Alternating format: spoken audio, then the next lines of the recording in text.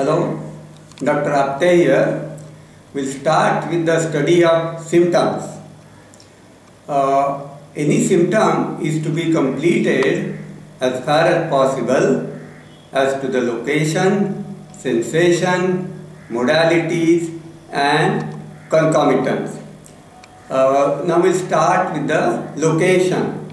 Location means a part of the body where the symptom is felt by the patient. For example, patient may say that I have headache here, that is occipital region. He may say I have pain here, that means in the shoulder region. So depending on where he feels that particular sensation or the complaint, that is the location. Location also includes radiation. That means a patient may have pain in the occiput region which comes to the top of the head, that is vertex. So from occiput to vertex is the radiation of the pain. So location contains not only the part where a patient feels that sensation, but also where it radiates.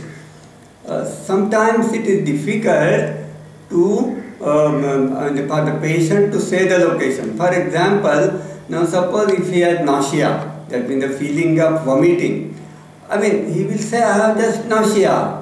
But now we have to interpret that generally nausea is related to gastric function, so that it is included or it comes under stomach. So that is the way this homeopathic symptomatology or the symptoms are you may say studied.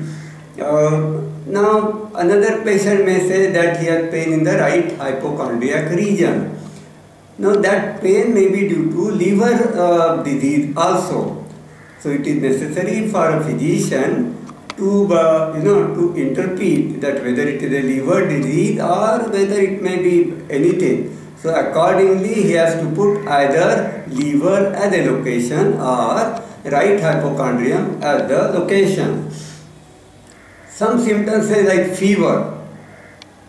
They cannot be interpreted or put under any particular heading, so it is put under location as general. So this is about location. Now we'll come to the second element of the symptom, that is sensation. Sensation means what exactly the patient feels about the complaint. He may feel giddiness, he may have pain, he may have itching. These are all sensations.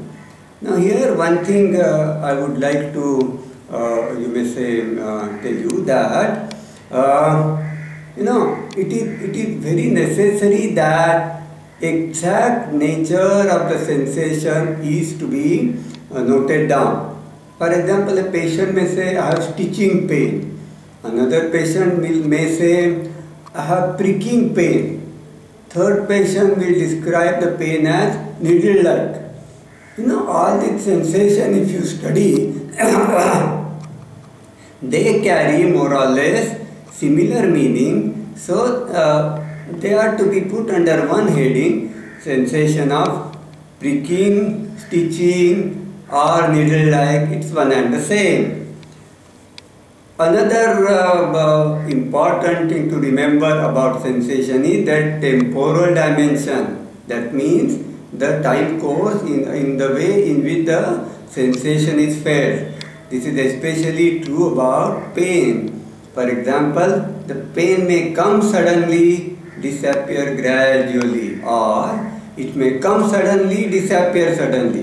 Now these are all this is very important in homeopathy to describe the sensation in exactly the same words in which the patient tells us.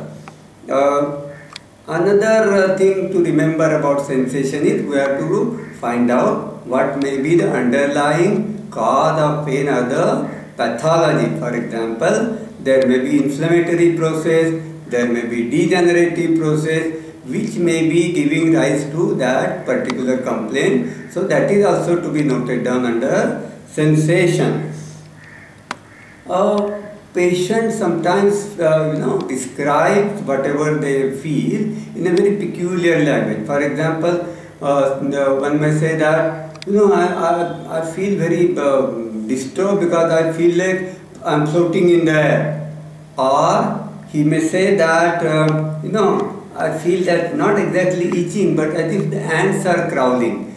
One has to note down the same words, whatever the patient says. Now, whether they are hysterical or not, that is to be decided later on. What I am pointing out to you is, we have to note down exactly what the patient says.